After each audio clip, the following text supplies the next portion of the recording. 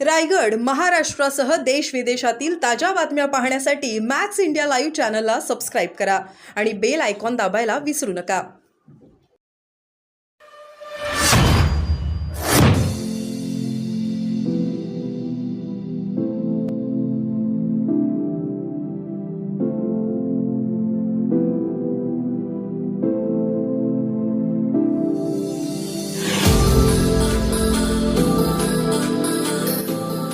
संवाद यात्रेच्या निमित्ताने आज दर्यापूरमध्ये आलोय.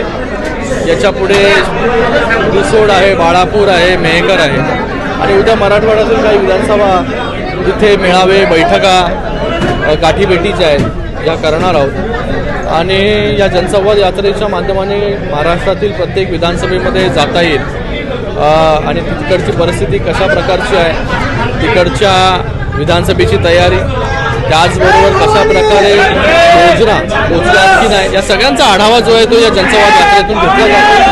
आणि माननीय मुख्यमंत्री मोदयांपर्यंत या सगळ्या गोष्टी ज्या आहेत त्या पोहोचवण्याचं काम आणि पक्ष संघटना अजून कशी मजबूत होईल त्याच्यासाठी हा दौरा जो आहे तो आयोजित केलेला आहे.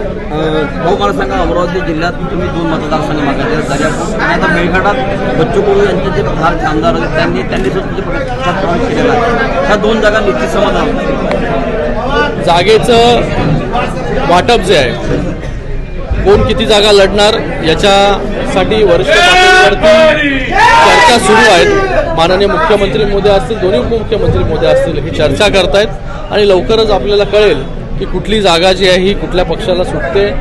कारण की इथे कोण किती जागा लढेल याच्यापेक्षा महायुतीचं सरकार कसं परत येईल आणि ज्या योजना आम्ही सुरू केल्या, जे काम आम्ही करतोय गेल्या 2 वर्षांमध्ये रेकॉर्ड तोड जे निर्णय घेतले, हे काम असंच पुढे चालू राहायला पाहिजे. त्यासाठी पुन्हा महायुतीचं सरकार कसं येईल याच्यासाठी काम सुरू आहे. बच्चू कडू तुमच्या सोबत होते, निकटवर्ती आहेत मुख्यमंत्र्यांचे, बोलतो आता त्यांचा एक आमदार शिंदेगडात तुमच्या प्रवेश करणार. त्यांनी म्हटलं की आमचा घात केला, वार केलेला शिंदेने. आम्ही मला वाटतं आता त्या आमदारावरती आणि प्रत्येक इंडिव्हिज्युअलवरती डिपेंड असतं की बाबा त्याला कोणाच्या नेतृत्वाखाली काम करायचं.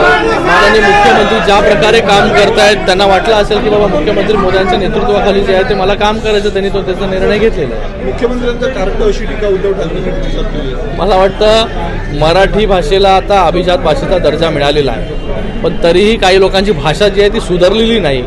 आणि ती म्हण आहे, आपला तो बाब्या आणि दुसऱ्याचं कार्ट. आणि मला वाटतं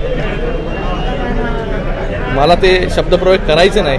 तुम्ही ज्या खालच्या पातळीवरती येऊन टीका करता, अशी टीका माननीय मुख्यमंत्री मोदी देखील आपल्याला करत नाही, मला देखील त्याच्यामध्ये इंटरेस्ट नाही. पण फक्त आपल्याला एवढंच सांगू इच्छितो मी की आपल्या बाब्याने जे 2-2 आमदारांचा बळी घेतला, घरी बसवलं आणि स्वतः ती सीट क्लिअर करून घेतली वरळीची आणि मग निवडून आले. अशा परिस्थितीमध्ये मी नाही निवडून आलो, मी जनतेतून निवडून आलोय, फाईट करून निवडून आलोय आणि 3दा निवडून आलो. 3ऱ्यांदा जे आहे हे लाखोच्या फरकाने मला लोकांनी निवडून दिलेलं आहे. आणि मला वाटतं जेव्हा लोकसभेला मतदारसंघामध्ये आले होते तुम्ही, तेव्हा चॅलेंज केलं होतं की आम्ही इथून उभं राहणार. मी ते चॅलेंज स्वीकारलं होतं आणि मी देखील सांगितलं होतं की इथूनच कल्याण लोकसभेमधूनच उभे राहा. पण कल्याण लोकसभेमधून जे आहे पळून जाण्याचं काम या लोकांनी केलं. आणि मला वाटतं लोकसभेमध्ये जागा जी आहे ही दाखवण्याचं काम त्यांना जनतेने केलेलं आहे. कुठली शिवसेना जी आहे बाळासाहेबांचे विचार पुढे घेऊन जातं हे लोकांनी स्पष्ट केलंय. स्ट्राईक रेट जो आहे शिवसेनेचा चांगला आहे, चांगल्या जागा शिवसेनेच्या निवडून आल्या. हे यांच्या ज्या जागा निवडून आल्या हे काँग्रेसची मतं यांना ट्रान्सफर झाली, त्याच्यामुळे हे लोक निवडून आले. यांच्या ज्या जागा निवडून आल्या ह्या विशिष्ट समाजामध्ये विशिष्ट धर्माबाबत गैरसमज पसरवले गेले, त्याच्यामुळे जे आहे ते काही लोकांनी यांना मतदान केलं. ती परिस्थिती आता राहणार नाही. शिवसैनिकाचा जो शिवसेनेचा जो ओरिजिनल वोट बँक आहे, ओरिजिनल मतदार जो आहे मराठी आणि शिवसेनेचा मराठी मतदार आणि शिवसेनेचा मतदार हा आमच्याबरोबर म्हणजे बाळासाहेबांच्या शिवसेनेबरोबर ठाम राहिला. त्यांनी मतदान केलं म्हणून एवढ्या जागा ज्या आहेत त्या निवडून आल्या. येणाऱ्या काळामध्ये यांची परिस्थिती जी आहे ना घर का ना घाट का अशी जी आहे ती काँग्रेस करून ठेवणार आहे. कारण की बाळासाहेब नेहमी ज्या काँग्रेसची फारकत घेत होते, काँग्रेसचा विरोध करत होते, आज पूर्ण जी आहे ही उभाटा त्याचं काँग्रेसीकरण झालेलं आहे आणि भविष्यामध्ये म्हणजे या निवडणुकीमध्ये लोक जे आहे ते त्यांना त्यांची जागा जी आहे ती दाखवून देतात. प्रदीप शर्मांची पत्नी निवडणूक लढवणार आहेत तुमच्या पक्षातून, ते तिथं घोषित केलेलं आहे.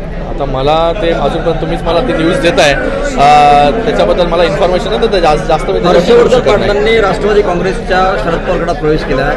आणखी काही नेते हे महाविकास आघाडीकडे प्रवेश बघा, करतात. निवडणुकी आली, म्हणजे राऊतांनी निवडणुकी आल्या की प्रत्येक जण इकडून तिकडे तिकडून तिकडे हे तर चालतच राहणार. निवडणुकीचा एक तो भाग आहे. पण मला वाटतं जनता जनार्दन जी आहे हा योग्य प्रकारे निर्णय जो आहे तो घेत असते, तो निर्णय देत असते. आणि येणाऱ्या काळामध्ये ज्या 2 वर्षांमध्ये माननीय मुख्यमंत्री एकनाथजी शिंदे साहेबांच्या नेतृत्वाखाली जे काम झालं या महाराष्ट्रामध्ये, आज आपण पाहता की हजारोच्या संख्येमध्ये लाडक्या बहिणी देखील उपस्थित होत्या. या लाडक्या बहिणींपर्यंत योजना पोहोचवण्याचं काम सरकारने केलं, त्यांना सक्षम करण्याचं काम सरकारने केलं. आज 2 कोटीपेक्षा जास्त लाडक्या बहिणी ज्या आहेत या योजनेचा फायदा घेत आहेत, लाभ घेत आहेत. लेक लाडकी योजना असेल, शेतकऱ्यांसाठी कृषी पंपाचा विषय असेल, त्याचबरोबर युवा कार्य प्रशिक्षण योजना, म्हणजे सगळ्या घटकांना न्याय देण्याचं काम. आणि कालच आपण पाहिलं असेल की मुंबईमध्ये सगळ्यात ग्रामपंचायतीमधील महत्त्वाचा घटक म्हणजे ग्राम रोजगार सेवक. या ग्राम रोजगार सेवकाला देखील फिक्स्ड वेतन नव्हतं, ते फिक्स्ड वेतन देण्याचं काम म्हणजे 8,000 रुपये आणि त्याच्यावरती 2% कमिशन म्हणजे इन्सेंटिव्ह देण्याचं काम देखील आमच्या सरकारने केलं. म्हणजे सरकार हे प्रत्येक घटकापर्यंत. आता मला होमगार्डचे कार्यकर्ते भेटले, ते म्हणाले की धन्यवाद सांगा माननीय मुख्यमंत्री महोदयांना की त्यांनी आमचा पण विषय घेतला. तर अशा प्रत्येक घटकाचा विषय जो आहे हा सरकारने घेतलेला आहे. म्हणून येणाऱ्या या विधानसभेमध्ये मोठ्या मताने ही महायुती जी आहे ती जिंकून येईल. परफॉर्मन्स पाहता विधानसभेत चांगलं एनालिसिस आहे. तुम्हाला असं वाटत नाही का शिवसेनेला भाजपापेक्षा कमी जागा मिळत आहेत लढायसाठी? बघा, मी तुम्हाला सांगितलं कोण किती जागा लढणार हे वरिष्ठ नेते ठरवतील. पण जेवढ्या जागा मिळतील त्या जागेमध्ये चांगला स्ट्राईक रेट कसा मिळेल आम्हाला त्याच्यासाठी आम्ही काम करणार. आणि लोकांमधून तो फीडबॅक मिळतो. आपण काय उत्साह जो आहे हा किती मोठ्या प्रमाणामध्ये इथे आपल्याला दिसतोय. प्रत्येक जण जो आहे तो सरकारकडे आशेने पाहतोय. आता या महिला देखील इथे आलेल्या आहेत की पार्टीमध्ये देखील त्यांना मानधन वाढवून पाहिजे, तो देखील आपण करतो. मला आता एक संगणक परिचालक हे देखील 8,000 जे आहे संगणक परिचालक आहेत आपल्या महाराष्ट्रामध्ये, डेटा ऑपरेटर, त्यांच्या मानधनामध्ये आणि त्यांना ज्या ज्या त्यांच्या गोष्टी आहेत त्या सामावून घेण्यासाठी देखील सरकार काम करतोय, पुढे जातोय. तर प्रत्येक घटकाला न्याय देण्याचं आम्ही काम करतोय. सगळ्यात चांगला स्ट्राईक रेट जो आहे आणि त्याचबरोबर जास्तीत जास्त जागा ज्या शिवसेनेच्या ज्या आहेत तेवढ्या जागा मिळतील त्याच्यावरती निवडून येतील. मला वाटतं महायुतीमध्ये सगळे नेते मिळून एकत्र निर्णय घेत असतात. लोकसभेमध्ये कोण किती जागा लढणार त्याचा निर्णय आता झाला, निवडणूक झाली. आता आपल्याला पुढे जायचं आहे. पुढे विधानसभेमध्ये जास्त जागा कशा येतील त्याच्यासाठी आपल्याला काम करायचं, ते काम जे आम्ही करतो.